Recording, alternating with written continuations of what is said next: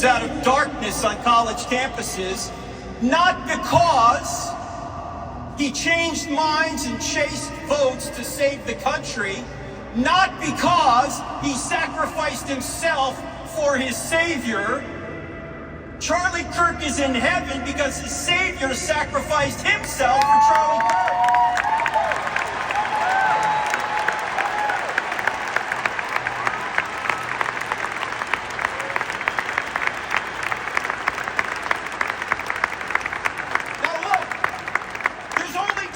You can get in the afterlife. You can get justice or you can get grace. Ladies and gentlemen, does anyone in here, does anybody out there watching around the world want justice from an infinitely just being? I don't want justice, I want grace. Well, the only way to get grace for an infinitely just being is for him to punish an innocent substitute in our place. Where can he find an innocent substitute among us? He can't. We're all fallen.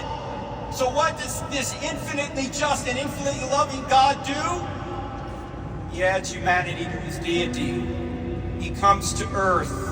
He allows the creatures that rebelled against him to torture and kill him so he could place their punishment upon himself, and then by trusting in him, every one of us can be forgiven and then given his righteousness.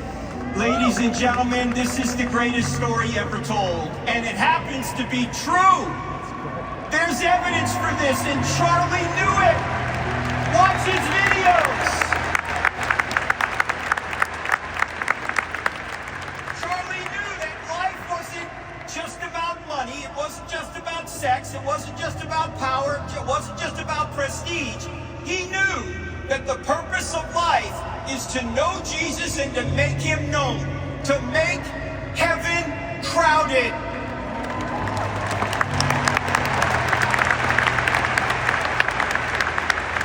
Charlie's eyes were fixed on eternity.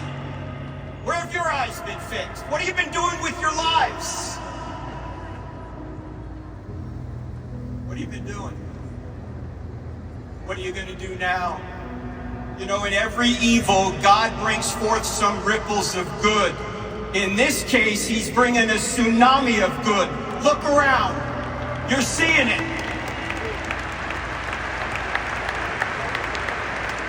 And if you think the martyrdom is going to stop this movement,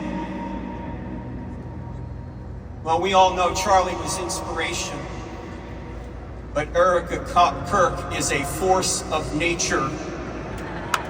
You're going to see her later today. In fact,